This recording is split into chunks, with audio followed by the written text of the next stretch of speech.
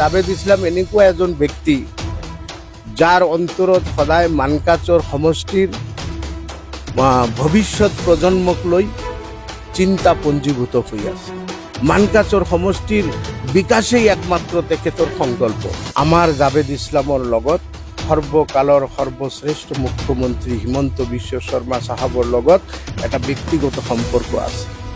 যোৱা নিৰ্বাচনত ৰাইজে যিটো মেণ্ডেট দিলে মহিবুৰ ৰহমানক অথবা কংগ্ৰেস পাৰ্টিক, এই সিদ্ধান্তটো মুঠেই এটা পৰিপক্ক সিদ্ধান্ত হোৱা নাই ৰাজনৈতিকভাৱে।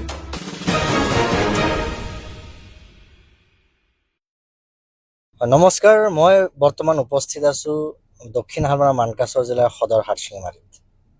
আজি আমাৰ লগত এগৰাকী বিশেষ ব্যক্তি আছে, XMDC আৰু AGP দলৰ দক্ষিণ হালমাৰা মানকাচৰ জিলাৰ AGP দলৰ এগৰাকী নিষ্ঠাবান কৰ্মী হয় তেখেত। আৰু তেখেতৰ লগত এই যোৱা ইলেকশ্যন যে হৈ গ'ল, এই ইলেকশ্যনৰ বিষয়ে দুই এষাৰ কথা পাতিবলৈ যত্ন কৰিম আৰু তেখেতৰ পৰা জানিম আমাৰ যে জিলাৰ হিষ্ট্ৰী আছে, এই হিষ্ট্ৰীৰ বিষয়ে আমি তেখেতৰ পৰা জানিবলৈ চেষ্টা কৰিম। হয়, স্বাগতম জনাইছোঁ আপোনাক। ধন্যবাদ নিউজত আপোনালোকক। পোনপ্ৰথমতে মই আপোনাক সুধিব খুজিছোঁ, যিহেতু ইলেকশ্যনৰ টাইমত আমি চাইছিলোঁ, যিহেতু আমি গোটেই ডিষ্ট্ৰিক্টটো কভাৰ কৰিছিলোঁ, নিউজ কৰিছিলোঁ, চাইছোঁ যে আপুনি নিষ্ঠাবান হৈ কিনে AGP দলৰ হৈ বহুত কষ্ট কৰিছে, কাম কৰিছে, কিন্তু বেড লাক আমাৰ জিলাবাসী ৰাইজে জাভেদ ইছলাম ডাঙৰীয়াক কিন্তু চিলেক্ট নকৰিলে। তাৰ পৰিৱৰ্তে দেখা গৈছে মহিবুৰ ৰহমান বাপ্পীক MLA বনালে আমাৰ জিলাবাসী ৰাইজ। এই বিষয়ে আপুনি কি ক'ব? এইটো ভুল হৈছে নে কাৰেক্ট হৈছে? যোৱা নিৰ্বাচনত ৰাইজে যিটো মেণ্ডেট দিলে মহিবুৰ ৰহমানক অথবা কংগ্ৰেছ পাৰ্টিক, এই সিদ্ধান্তটো মুঠেই এটা পৰিপক্ক সিদ্ধান্ত হোৱা নাই ৰাজনৈতিকভাৱে। কাৰণ আমি আগতেও ৰাইজক আহ্বান জনাইছিলোঁ নিৰ্বাচনৰ আগমুহূৰ্তত যে আপোনালোকে বিগত 25 বছৰৰ পৰা চৰকাৰৰ প্ৰত্যক্ষ সোৱাদ পোৱা নাই। অসম ৰাজ্যৰ অন্যান্য জিলা যেনেদৰে উন্নয়নৰ জখলাত আগবাঢ়িছে, আপোনালোকেও আগবাঢ়িব লাগিব, আপোনালোকে চৰকাৰৰ পক্ষত ভোট দিব। আমি এইটো আহ্বান জনাইছিলোঁ। আমি আগতীয়াকৈ জানিছিলোঁ যে মুখ্যমন্ত্ৰী হিমন্ত বিশ্ব শৰ্মা যুগস্ৰষ্টা যাক কোৱা হয়, বিকাশৰ খনিকৰ বুলি যাক কোৱা হয়, সৰ্বকালৰ সৰ্বশ্ৰেষ্ঠ মুখ্যমন্ত্ৰী হিমন্ত বিশ্ব শৰ্মাৰ নেতৃত্বত আকৌ 2026 চনত অসমত চৰকাৰ গঠন কৰিব। আপোনালোকে চৰকাৰৰ পক্ষত ভোট দিয়ক। আমাৰ আহ্বানৰ প্ৰতি ৰাইজে সঁহাৰি দিয়া নাছিলে, যাৰ পৰিণতিত আজি সমষ্টিৰ যিভাৱে অন্যান্য সমষ্টিত যিভাৱে উন্নতি হ'ব ধৰিছে, তেনেকুৱা ধৰণৰ উন্নতি হ'ব নে নহ'ব তাৰ এটা সন্দেহৰ আৱৰ্তত আমি ভুগি আছোঁ। আচ্ছা, এইটো কথাটো। তাৰমানে ডাইৰেক্টলি আৰু ইনডাইৰেক্টলি আপুনি ক'ব খুজিছে যে এই যে আমাৰ ৰাইজে যিটো ডিচিশ্যন লৈছে, মানে এক ধৰণে এটা ভুল ডিচিশ্যন লোৱা হৈছে। পৰিপক্ক সিদ্ধান্ত হোৱা নাই। চৰকাৰ মানে চৰকাৰৰ এগেইনষ্টত আমাৰ MLA বনালে, চৰকাৰৰ পক্ষত নাথাকিলে তো চৰকাৰী আঁচনিবিলাক আদায় কৰাৰ ক্ষেত্ৰত অসুবিধা হয়। এইটো আমি বিগত 25 বছৰ ধৰি দেখি আহিছোঁ। কিন্তু যদি MLA জন দক্ষ হয়, তেনেহ'লে কিছুমান ক্ষেত্ৰত নিজৰ দক্ষতাৰে হয়তো কিছু কিছু অংশীদাৰিত্ব বিকাশৰ পাব পাৰে। আপুনি কি ভাবে, দক্ষ হয়নে? কিন্তু আমাৰ দক্ষতো নহয়ে, কাৰণ প্ৰথম নিৰ্বাচিত হৈছে। তেখেতৰ দেউতাও 2বাৰ MLA আছিলে, যি মূলা বাৰে তাৰ দীপাতত চিন। তেখেতৰ দেউতা MLA থকা অৱস্থাত সমষ্টিত একো কৰিব পৰা নাই। তেখেতৰ নাম বা উপাধি ৰাইজে দিছিলে জয়েছ MLA। পূৰ্বাঞ্চলত যিমানবিলাক কাঠৰ দলং আছিলে, জহি খহি এনেকুৱা দুৰৱস্থা হৈছিলে, এটা মানুহ পাৰ হওঁতে আৰু এটা মানুহ সি মূৰত ৰখি থাকিব লগা হৈছিলে। তো তেতিয়া সেই কাঠৰ দলং খালি জয়েজৰ ওপৰতে চলিছিলে, যাৰ কাৰণে সেই সময়ত তেখেতক জয়েছ MLA বুলি কোৱা হৈছিলে। আৰু আপোনালোকে এটা কথা জানি আচৰিত হব যে আমাৰ সমষ্টিত 2006 চনত চৰকাৰে এটা PHC হস্পিটেল দিছিলে। PHC হস্পিটেলটো এনেকুৱা জাগাত তেখেতে বনালে, জানি শুনি বুজি সজ্ঞানে নদীত তেখেতে নদীৰ কিনাৰত বনাইছে, নদীৰ কৰ্ণাৰত নদী একদম নদীৰ পাৰত বনাইছে, যিটো 2 মাহৰ ভিতৰতে ব্ৰহ্মপুত্ৰ নদীৰ কৰাল গ্ৰাসত চৰকাৰী পইচা বিধ্বস্ত হল, চৰকাৰী পইচাৰ শ্ৰাদ্ধ কৰা হল। ইয়াৰ ৰহস্য আমি আজিলৈকে খুঁজি নাপালো যে তেখেত কিয় জানি শুনি বুজি এই দেৱানেৰ আলগাৰ নিচিনা জাগাত য'ত চাৰিওফালে ব্ৰহ্মপুত্ৰ নদী আৱৰি ৰাখিছে, যিটো ভূখণ্ডৰ লগত সদায় তাণ্ডৱ নৃত্য চলে ব্ৰহ্মপুত্ৰৰ, তেনেকুৱা জাগাত এই PHC হস্পিটেল কোটি কোটি টকাৰ এটা স্কিম ব্ৰহ্মপুত্ৰ নদীত পেলাই দিয়াৰ নিচিনা হল। তো এইটোতো ডেভেলপমেন্টৰ না অৱনতিৰ আখৰা। তো তাৰে প্ৰমাণ যেহেতু তেখেতৰ মাজতে মই এটা কথা সুধিব বিচাৰিছো, যিহেতু আপুনি মতিয়ৰ মণ্ডল ডাঙৰীয়াৰ কথা ইতিমধ্যে আনিছে, আৰু আমাৰ এম নিউজৰ পডকাষ্টত আমি বিফৰ ইলেকশ্যনৰ আগতে আমি পডকাষ্ট এটা লোৱা হৈছিলে মহিবুৰ ৰহমান বাপ্পীৰ।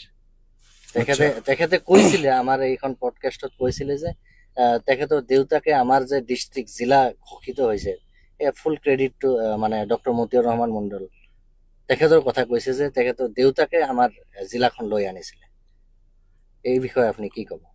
আমাৰ হয়, এইটো মোৰো অৱগত হৈছে, মোৰো দৃষ্টিগোচৰ হৈছে, তেখেতে আপোনালোকৰ পডকাষ্টত কৈছে। তো মই এই ক্ষেত্ৰত কি ক'ম, এজন ৰাজনৈতিক অপৰিপক্ক ব্যক্তিয়ে ৰাজনৈতিক অপৰিপক্ক মন্তব্য দিব পাৰে। আপোনালোকে ভালকে জানে 2011 চনত আমাৰ মানকাছৰ সমষ্টিৰ পৰা জাভেদ ইছলাম সাহাবে নিৰ্বাচিত হৈছিল। নিৰ্বাচিত হৈয়ে তেখেতে চৰকাৰক দৃষ্টিগোচৰ কৰাইছে যে আমি যিখন ভূখণ্ডত থাকো, এই ভূখণ্ডটো এটা স্পৰ্শকাতৰ ভূখণ্ড, যাৰ পশ্চিম ফালে বাংলাদেশ, যাৰ পূব ফালে মেঘালয় ৰাজ্য, দক্ষিণ ফালে মেঘালয় ৰাজ্য, উত্তৰ ফালে ব্ৰহ্মপুত্ৰ নদী। এনেকুৱা এটা স্পৰ্শকাতৰ অঞ্চলক যদি জিলা হিচাপে ঘোষণা কৰা যায়, তেনেহলে অঞ্চলটো ভূখণ্ডটো এটা উন্নতিৰ জখলাত আগুৱাব পাৰিব। এইটো জাভেদ ইছলামে চৰকাৰক পতিয়ান নিয়াৰ কাৰণে এইটো কৈছিলে। সেইটো টাইমত তেখেতে MLA আছিলে, যাৰ কাৰণে চৰকাৰে তেখেতৰ এই কথাটোত পতিয়ান গৈ 2014 চনৰ ডিচেম্বৰ মাহত এই দক্ষিণ শালমাৰা মহকুমাখনক পুলিচ ডিষ্ট্ৰিক্ট হিচাপে ঘোষণা কৰে। তাৰ পৰৱৰ্তী সময়ত আপোনালোকে ভালকে জানে যে 2015 চনৰ মে মাহৰ 14 তাৰিখে হাটশিঙিমাৰীৰ মাৰ্কেট শ্বেডত হিমন্ত বিশ্ব শৰ্মাৰ নেতৃত্বত 10 জন বিধায়ক আহিছিলে, আৰু সেইটো সময়ত ৰাইজ নীৰৱ সাক্ষী। হিমন্ত বিশ্ব শৰ্মা ডাঙৰীয়া ৰাইজৰ অনুৰোধত কৈছে যে আপোনালোকৰ এই পুলিচ ডিষ্ট্ৰিক্টটোক প্ৰশাসনিক ডিষ্ট্ৰিক্টলৈ ৰূপান্তৰিত কৰাৰ কাৰণে চৰকাৰৰ ওচৰত মই নিজে ওকালতি কৰিম। আৰু তাৰে পৰিণতিত, তাৰে ফলশ্ৰুতিত 2015 চনৰ 15 আগষ্টত মুখ্যমন্ত্ৰীৰ ভাষণত দক্ষিণ শালমাৰা মানকাছৰ জিলা ঘোষণা কৰা হয়। আৰু তাৰ পৰৱৰ্তী সময়ত হাটশিঙিমাৰীত এটা অনুষ্ঠানৰ জৰিয়তে আনুষ্ঠানিকভাৱে 2016 চনৰ 9 ফেব্ৰুৱাৰী তাৰিখে জিলাখন উদ্বোধন কৰা হয়। সেইটো টাইমত জাভেদ ইছলাম MLA আছিলে। এতিয়া মতিয়ৰ মণ্ডল সাহাব MLA নিৰ্বাচিত হয় 2016 চনত। 2016 এপ্ৰিলত অসম বিধানসভাৰ নিৰ্বাচন অনুষ্ঠিত হয়।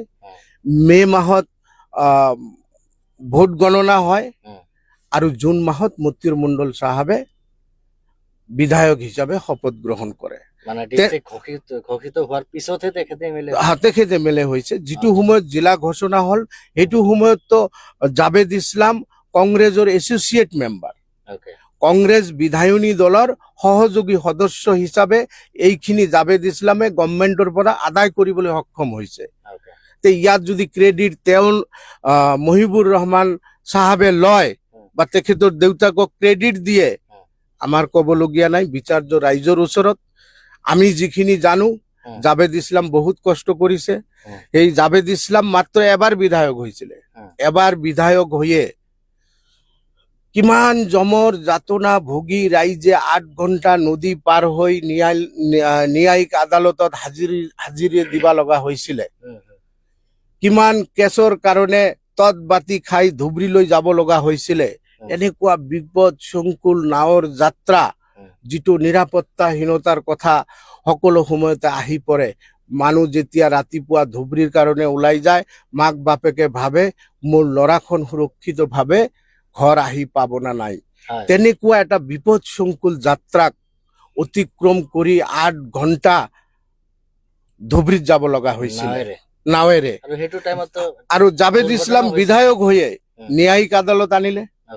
জাভেদ ইছলাম বিধায়ক হৈয়ে আপোনাৰ ট্ৰেজাৰী লৈ আহিলে।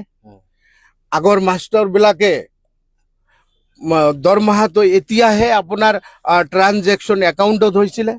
তেতিয়া সময়ত দৰমহা বেগত কৰি লৈ আহিছিলে টকা। কিমান নিৰাপত্তাহীনতাৰ কথা আছিলে। এইবিলাক কথা চৰকাৰক পতিয়ন নিয়াব পাৰিছে জাভেদ ইছলামে, যাৰ কাৰণে হাটশিঙিমাৰীত তেখেত এমএলএ থকা অৱস্থাত ট্ৰেজাৰী আনিব পাৰিলে। তেখেত এমএলএ থকা অৱস্থাত অসংখ্য ভেঞ্চাৰ স্কুল প্ৰাদেশিকৰণ কৰালে। তেখেত এমএলএ থকা অৱস্থাত আপুনি ভালকে জানে সুকচৰ মলাখোৱাৰ যোনটো ব্ৰিজ, কাহানিও ব্ৰিজ হোৱাৰ পৰিকল্পনা নাছিলে। কোনো বিধায়ক তেনেকুৱা কল্পনাও কৰিব পৰা নাছিলে। জাভেদ ইছলাম বিধায়ক নিৰ্বাচিত হৈয়ে অন্তৰত এইটো এটা পণ লৈছিলে, মই বিধায়ক নিৰ্বাচিত হৈয়ে এই সুকচৰ মলাখোৱাৰ ব্ৰিজটো আনিম। অজন্তা নিয়োগ বহুত ভাল পাইছিলে। তেতিয়াৰ সময়ত অজন্তা নিয়োগ PWD মিনিষ্টাৰ আছিলে। অজন্তা নিয়োগ তেখেতক খুব ভাল পাইছিলে। তেখেতৰ এই আহ্বানৰ প্ৰতি সঁহাৰি দি ব্ৰিজ বনাই দিছিলে। এই পূব এলেকাত যিটো আমাৰ সমষ্টিৰ পূৰ্বাঞ্চল, এই পূৰ্বাঞ্চলত যিটোৰ কাৰণে আপোনাৰ মতিউৰ মণ্ডলক জয়েছ এমএলএ বুলি আখ্যা দিছিলে ৰাইজে, সেই কাঠৰ দলং বিলাক, জহি হৈ থকা কাঠৰ দলং বিলাক, অসংখ্য কাঠৰ দলং RCC ব্ৰিজ লৈ ৰূপান্তৰিত কৰিছে। সেইটো সময়ত একেদিনাই 2টা PHC হস্পিটেল উদ্বোধন কৰিছে কানাইমাৰা আৰু বাগাপাৰাত। আপুনি ক'ব খুজিছে যে মানে জাভেদ ইছলামে এমএলএ থকা অৱস্থাত বহুতখিনি কাম কৰিছে। নিশ্চয় নিশ্চয়, এইটো ৰাইজেও নীৰৱ সাক্ষী। জাভেদ ইছলাম ইয়াতে আৰু এটা কথা সুধিব খুজিছো, আমাৰ পডকাষ্টত মহিবুৰ ৰহমান বাপিয়ে আৰু এটা কথা কৈছিলে যে যেতিয়া হিমন্ত বিশ্ব শৰ্মা ডাঙৰীয়াৰ চৰকাৰ হৈছিল, তেতিয়া ঢাক ঢোল বজাই চেয়াৰমেনশ্বিপ দিয়া হৈছিলে জাভেদ ইছলামক। একো কাম কৰিব পৰা নাই চেয়াৰমেন হৈও। কি ক'ব এই বিষয়ে? অবভিয়াছলি জাভেদ ইছলামক চেয়াৰমেন হিমন্ত বিশ্ব শৰ্মা দিছিলে, সঁচা কথা। কাৰণ আমি এই কাৰণেইতো ৰাইজক আমি আহ্বান জনাইছিলো নিৰ্বাচনৰ সময়ত যে ৰাইজ, আমাৰ জাভেদ ইছলামৰ লগত সৰ্বকালৰ সৰ্বশ্ৰেষ্ঠ মুখ্যমন্ত্ৰী হিমন্ত বিশ্ব শৰ্মা চাহাবৰ লগত এটা ব্যক্তিগত সম্পৰ্ক আছে। আপোনালোকে তেখেতক নিৰ্বাচিত কৰক, তেখেতক এটা গণতান্ত্ৰিক প্লাটফৰ্ম দিয়ক, যিটো প্লাটফৰ্মৰ জৰিয়তে আমাৰ সমষ্টিৰ অসুবিধাসমূহ তেখেত বিধানসভাৰ মজিয়াত উত্থাপন কৰিব পাৰিব। তেখেত আমাৰ সমষ্টিত বহু আঁচনি চৰকাৰী হিমন্ত বিশ্ব শৰ্মাৰ বিকাশ যাত্ৰাৰ এই অংশীদাৰিত্ব মানকাচৰ সমষ্টিক দিব পাৰিব, এইটো আহ্বান জনাইছিলো। কিন্তু সমষ্টিৰ ৰাইজে আমাৰ আহ্বানৰ প্ৰতি সঁহাৰি নিদিলে। তো এতিয়া কথাটো হ'ল যে তেখেতক চেয়াৰমেন দিছে। চেয়াৰমেন যিটো দিছে এইটো মাত্ৰ 7 মাহ পিছতে চৰকাৰে সেইটো ডিপাৰ্টমেণ্ট এবলিছ কৰিছে। মই আপোনাক এটা কথা কওঁ, হুম। এই চেয়াৰমেন পদটো মানকাচৰ সমষ্টিৰ শ্ৰদ্ধেয় ৰাইজে ইয়াক নিৰ্বাচিত কৰিছে নেকি, ভোট দি তেখেতক এই চেয়াৰমেনটো বনাইছে নেকি? এই চেয়াৰমেনৰ প্ৰশ্নটো আনাটোই এটা মূৰ্খামি কথা। কাৰণ নহয়, নহয়, তেখেত যিহেতু এগৰাকী লিডাৰ হয়, হা তেখেতৰ ওপৰত আশা থাকিব মানুহৰ। তেখেতৰ ওপৰত আশা থাকিব, কিন্তু তেখেতটো 7 মাহৰ কাৰণেহে এই চেয়াৰমেন হৈছিলে, তাৰপিছত ডিপাৰ্টমেণ্টে এবলিছ কৰি গভৰ্ণমেণ্টে দি দিলে। আৰু এইটো ভোট দি যদি ৰাইজে বনালে হয়, তেতিয়াতো ৰাইজৰ এটা কথা থাকিলে হয়। এইটো চেয়াৰমেন পদটো ভোট দি বনোৱা নাই নহয় ৰাইজে। এইটো তেখেতৰ লগত তেখেতৰ মুখ্যমন্ত্ৰী হেমন্ত বিশ্ব শৰ্মাৰ এটা ভাল সম্পৰ্ক। তেখেতক এটা ৰাইজৰ উন্নতিৰ কাৰণে কিবা যদি কৰিব পৰা যায়, তেনেকুৱা এটা ব্যৱস্থা দিছিলে। কিন্তু গভৰ্ণমেণ্টৰ যিটো নিয়ম, সেই নিয়ম মতে গভৰ্ণমেণ্টে এবলিছ কৰিছে। তাতেতো জাভেদ ইছলামৰ ক'বলগীয়া একো নাই। যদি থাকিলে হয় বেছি যদি থাকিলে হয় কাম কৰিব পাৰিলেহেঁতেন, আৰু কৰাৰ কাৰণে চেষ্টাও কৰিলে হয়। জাভেদ ইছলাম এনেকুৱা এজন ব্যক্তি যাৰ অন্তৰত সদায় মানকাচৰ সমষ্টিৰ ভৱিষ্যত প্ৰজন্মক লৈ চিন্তা পঞ্জীভূত হৈ আছে। মানকাচৰ সমষ্টিৰ বিকাশেই একমাত্ৰ তেখেতৰ সংকল্প।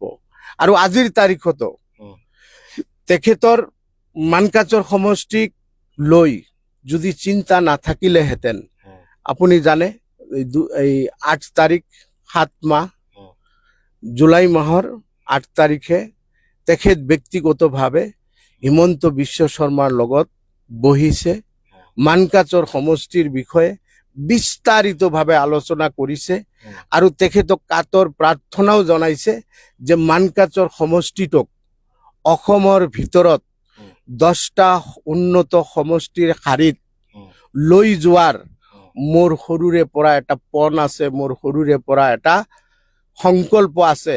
আপুনি এই সংকল্পক যদি বাস্তৱত ৰূপান্তৰিত কৰিলেহেঁতেন, আমি সমষ্টিবাসী ৰাইজৰ হৈ আপোনাৰ দীৰ্ঘায়ু কামনা কৰিম। মুখ্যমন্ত্ৰীৰ লগে লগেই কৈছে, আপোনাৰ কথাত মই মানকাচৰ সমষ্টিত যাম, আপোনাৰ মানকাচৰ সমষ্টিৰ পৰিস্থিতিৰ বুজ লৈ আমি আগন্তুক দিনত এই মানকাচৰ সমষ্টিক অসমৰ বিকাশ যাত্ৰাৰ অংশীদাৰিত্ব দিয়াৰ কাৰণে চেষ্টা কৰিম। আৰু তাৰে ফলশ্ৰুতিত, সেই আলোচনাৰ ফলশ্ৰুতিত 2 দিন আগতে, এইটো কিমান তাৰিখে আছিলে, এই মুখ্যমন্ত্ৰী চাহাবে বিধানসভাৰ মজিয়াত মানকাচৰ সমষ্টিত এই 5 বছৰৰ ভিতৰত মেডিকেল কলেজ স্থাপনৰ কথা কৈছে। এই জাভেদ ইছলাম চাহাবে মুখ্যমন্ত্ৰীৰ লগত অহৰহ চেষ্টা অব্যাহত ৰাখিছে এই সমষ্টিৰ উন্নয়নৰ কাৰণে। কিন্তু তেখেতৰ কৰিব লগা কি আছে? সাংবিধানিকভাৱে তেখেত কোনো মঞ্চ পোৱা নাই, তেখেত কোনো প্লাটফৰ্ম পোৱা নাই। তথাপি তেখেতৰ মনত বিকাশৰ এটা সংকল্প আছে কাৰণে বাহিৰে বাহিৰে অহৰহভাৱে চেষ্টা চলাই আছে। হয়, যিহেতু আপুনি নিশ্চয়কৈ কৈছে, আপুনি জাভেদ ইছলামৰ লগত বহুত ক্ল'জ, তেখেতৰ লগত বহুত ক্ল'জ, আৰু চব ধৰণৰ কথা আপোনাৰ লগত আলোচনা হয়, ডিছকাশ্যন কৰে আপোনালোকে। তেখেতৰ কি কি পৰিকল্পনা আছে? যিহেতু 5 বছৰৰ কাৰণে ইলেকশ্যনৰ কাৰণে ৰখিব লাগিব, এই 5 বছৰত কি কি পৰিকল্পনা আছে? তেখেতৰ এটা পৰিকল্পনাৰ কথা শুনিলে আপুনি আচৰিত হ'ব। যোৱা ৰাতি মোৰ লগত ফোনত আলোচনা হৈছে। মুখ্যমন্ত্ৰী সৰ্বানন্দ সোণোৱাল যেতিয়া আছিলে, তেতিয়া আমাৰ সমষ্টিত তেখেত 5 বাৰ আহিছিল। তেখেত বৰ্তমান কেন্দ্ৰীয় চৰকাৰৰ জলবন্দৰ দপ্তৰৰ মন্ত্ৰী। কুকৰাডাঙ্গাক বিশ্বৰ এটা উন্নত পৰ্যায়ৰ বন্দৰৰ কাৰণে অলৰেডি DPR ৰেডি কৰিছে সৰ্বানন্দ সোণোৱাল চাহাবে। এইটো যদি মুখ্যমন্ত্ৰী হিমন্ত বিশ্ব শৰ্মাৰ লগত আলোচনা কৰি জাভেদ ইছলামে এইটো বাস্তৱত ৰূপ দিব পাৰে, হাজাৰ হাজাৰ বেকাৰ যুৱক কৰ্মসংস্থান পাব। ইয়াৰ পৰা কয়লা এক্সপৰ্ট কৰিব পাৰিব ইণ্ডোনেছিয়াত। ইয়াৰ পৰা কয়লা লৈ যাব পাৰিব বাংলাদেশত, ইয়াৰ পৰা পাথৰ লৈ যাব পাৰিব বাংলাদেশত। পৃথিৱীৰ যিমানবিলাক উন্নত দেশ আছে তাৰ পৰা আমদানি কৰিব পাৰিব, ইয়াৰ পৰা ৰপ্তানি কৰিব পাৰিব। এনেকুৱা ধৰণৰ এটা উন্নত বিশ্বৰ উন্নত মানৰ বৈজ্ঞানিক ভিত্তিত যদি এটা জলবন্দৰ প্ৰতিষ্ঠিত হয়, আমাৰ কাৰণে কিমান সুবিধা হ'ব। এইটোৰ কাৰণে জাভেদ ইছলাম চেষ্টা চলাই আছে। আপোনাৰ এই নেংটাত চৰৰ পৰা খেদাইমাৰি চৰলৈকে এটা বিশ্বমানৰ বানকাম ৰোড, বিজ্ঞান ভিত্তিত বানকাম ৰোড স্থাপনৰ কাৰণে অলৰেডি লাগি আছে জাভেদ ইছলাম সাহেবে। তো যদি এইটো হৈ যায়, অসমে ৰাস্তা এটা বনোৱাৰ কাৰণে চেষ্টা চলি আছে, যাতে আপোনাৰ গোৱালপাৰাৰ পৰা লক্ষীপুৰ হৈ ডাইৰেক্ট মলাখাৱাৰ পৰা হাটশিঙিমাৰি হৈ যদি আমাৰ নেশ্যনেল হাইৱে এটা ভাৰতমালাৰ জৰিয়তে হৈ যায়, এইটো আমাৰ ডিষ্ট্ৰিক্টখনৰ মানে দপে আগবাঢ়িব ডিষ্ট্ৰিক্টখন। এইবিলাক চিন্তা জাভেদ ইছলামৰ অন্তৰত সদায় পঞ্জীভূত হৈয়ে আছে। বিকাশ তেওঁৰ একমাত্ৰ সংকল্প, আৰু মই ভাবো জাভেদ ইছলামেই ইয়াৰ একমাত্ৰ বিকল্প। হয়, যিহেতু দক্ষিণ হালমাৰা মানকাছৰ জিলা যে মানকাছৰ সমষ্টি, ইয়াতে আমাক মানিবই লাগিব যে মহিবুৰ ৰহমান বাপী বৰ্তমানৰ MLA। আপোনালোকৰ দলৰ ফালৰ পৰা, দল সংগঠনৰ ফালৰ পৰা তেখেতক কি ধৰণে মানে তেখেতৰ লগত কাম কৰাৰ পৰিকল্পনা কৰিছে? গঠনমূলক কামৰ কাৰণে, ৰাইজৰ স্বাৰ্থত, সমষ্টিৰ ৰাইজৰ স্বাৰ্থত, অসহায় মানুহৰ উন্নতিৰ স্বাৰ্থত খালি মহিবুৰ ৰহমানে নহয়, যিকোনো মানুহৰ লগত আমি সদায় সহযোগিতা আগবঢ়াই থাকিম। ৰাইজৰ মেণ্ডেটক আমি অস্বীকাৰ নকৰোঁ। আমি আহ্বান জনাইছো ৰাইজক যে আমি যিখিনি কাটৰ আহ্বান আপোনাসকলক জনাই আছো, ইয়াত যদি আপোনালোকে আমাৰ আহ্বানৰ প্ৰতি সহমত পোষণ কৰে, তেনেহ'লে সমষ্টিৰ উন্নতি হ'ব, জিলাখনৰ উন্নতি হ'ব।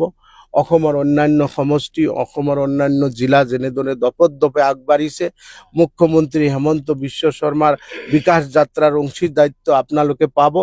আমাৰ আহ্বানক সঁহাৰি দিয়া নাই, এইটো তেখেতলোকৰ ৰাজনৈতিক অপৰিপক্ক সিদ্ধান্তৰ ফলশ্ৰুতিত হয়তো কোনোবাই বিধায়ক হৈছে।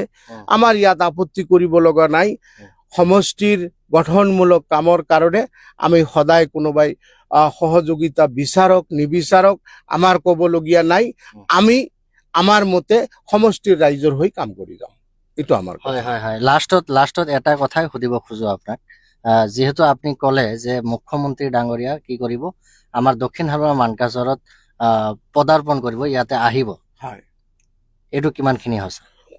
মুখ্যমন্ত্ৰী সাহাবে জাভেদ ইছলাম সাহাব যেতিয়াই আমাৰ সমষ্টিৰ দুখ দুৰ্দশা, সমষ্টিৰ যাতায়াত ব্যৱস্থা, সমষ্টিৰ শিক্ষাৰ ব্যৱস্থা, সমষ্টিৰ স্বাস্থ্যৰ ব্যৱস্থা, এইবিলাকৰ কাৰণে যেতিয়া তেখেতক কাতৰ প্ৰাৰ্থনা জনাইছে, তেতিয়া মুখ্যমন্ত্ৰী একবাৰ নহয়, দুইবাৰ নহয়, 3বাৰ কৈছে মই যাম আপোনাৰ সমষ্টিত, যাই আপোনাৰ সমষ্টিৰ পৰিৱেশৰ বুজ লৈ মই অসমৰ বিকাশ যাত্ৰাৰ অংশীদাৰিত্ব যাতে মানকাছৰে পায়, তাৰ কাৰণে চেষ্টা অব্যাহত ৰাখিম।